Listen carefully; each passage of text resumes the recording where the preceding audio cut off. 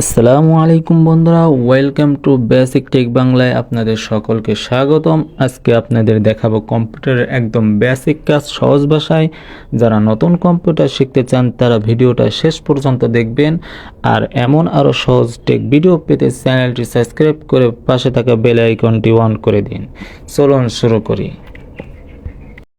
আজকে আমরা আইকন সম্পর্কে জানব। আইকন দুই প্রকার, একটা হলো সিস্টেম আইকন আর একটা হলো ইনস্টল আইকন।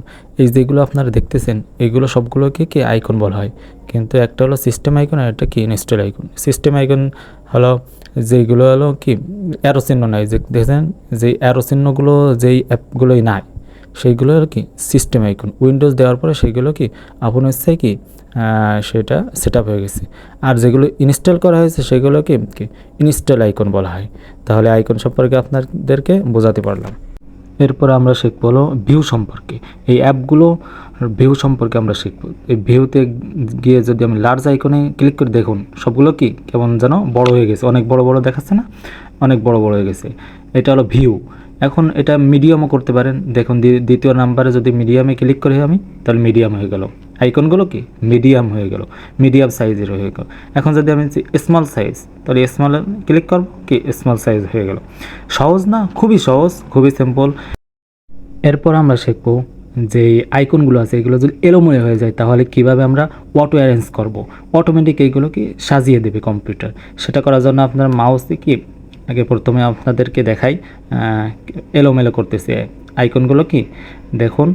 আমি এলোমেলো করতেছি, এগুলো এক ক্লিকের মাধ্যমে কিন্তু আমি সব কি ওই একত্রিত এক সিরিয়ালে সাজাতে পারবো।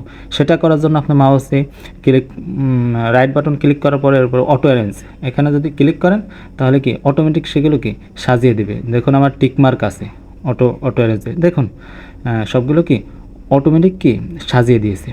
এভাবে আপনারা আপনাদের যদি কোনো এইগুলো যদি এক পাশ থেকে আরেক পাশে চলে যায় আইকনগুলো অ্যাপগুলো, তাহলে অটো অ্যারেঞ্জের মাধ্যমে আপনারা কি সবগুলো একত্রিত করতে পারবেন। এখন আমরা শিখবো এই আইকনগুলো আপনি হাইড করবেন কিভাবে। আপনার মাউসে রাইট বাটন ক্লিক করবেন, ভিউতে যাবেন, এরপর লাস্টে দেখুন শো ডেস্কটপ আইকন। এখানে ক্লিক টেকমার্কটা উঠে দিলে কি দেখুন কোনো কিছুই কলাম দেখাচ্ছে না আইকনটা। কেউ যদি কোনো বাচ্চা ছেলেকে বা কে যে বোঝে না কম্পিউটার সম্পর্কে তাকে যদি কম্পিউটার চালাতে দেন, তখন আপনার কোনো গুরুত্বপূর্ণ আইকন থাকে যে অ্যাপের মাধ্যমে অনেক কিছু থাকে ডকুমেন্টস, সেগুলো যেন ডিলিট না হয়ে যায়, ডিলিট না করে ফেলে। এই জন্য এইগুলো কি সব কিছু কি আপনি হাইড করে রাখতে পারবেন। আবার যদি ওখানে যায় ভিউতে যায়, আবার যদি আপনি ওইটা টিকমার্কটা করে দেন, টিকমার্ক করে দেন, তাহলে আবার কি সেগুলোকে হাইট থেকে আনহাইটই চলে আসবে। খুবই সহজ, খুবই সিম্পল। এখন আমরা শিখবো এই আইকনগুলো কীভাবে সাজাবেন, নেম অনুযায়ী নাকি সাইজ অনুযায়ী নাকি আইটেম অনুযায়ী। এখানে দ্বিতীয় নাম্বারে আসবেন শর্ট বাইয়ের মধ্যে আসবেন, এই শর্ট বাইয়ের মধ্যে এসে এরপরে আপনার দেখবেন নেম অনুযায়ী। যদি আপনারা নেম অনুযায়ী সাজাতে চান, নেমে ক্লিক করলেই অটোমেটিক এগুলো কি নাম অনুযায়ী সাজবে। প্রথমে অক্ষর, তারপরে বি অক্ষর, এইভাবে কি সাজবে। এরপরে সাইজ অনুযায়ী যদি আপনারা সাইজে ক্লিক করেন, এরপরে কি সাইজ অনুযায়ী সাজলো। এরপরে আপনারা আইটেম অনুযায়ী সাজাতে পারেন। আইটেম টাইপ করলে কি এক ধরনের অন্য ধরনের একটা সাজবে। এরপরে আপনারা চতুর্থ নাম্বারে সেট বাইতে এসে চতুর্থ নাম্বারে ডাটা মডিফাই অনুযায়ী যদি সাজাতে চান, তাহলে সেগুলো কি ডাটা মডিফাই হিসেবে কি সাজবে।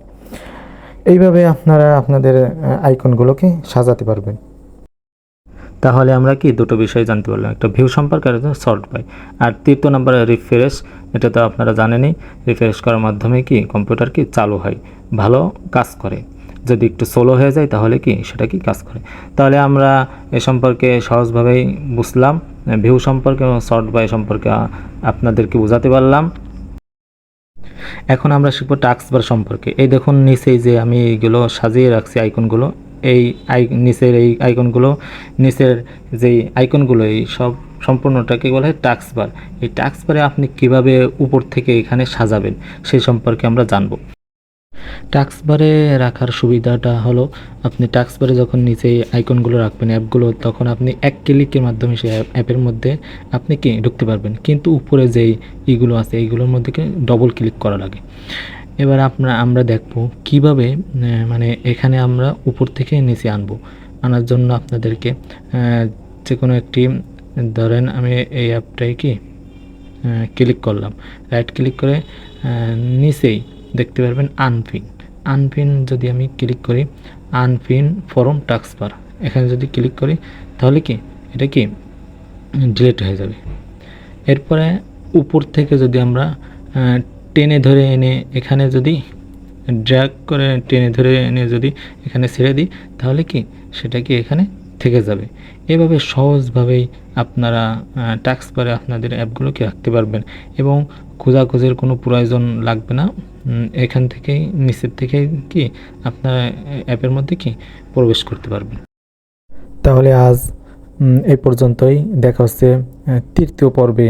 যদি এখনও কেউ চ্যানেলটি সাবস্ক্রাইব করে না থাকেন তাহলে অবশ্যই সাবস্ক্রাইব করবেন এবং পাশে থাকা বেল আইকনটি অন করে দেবেন।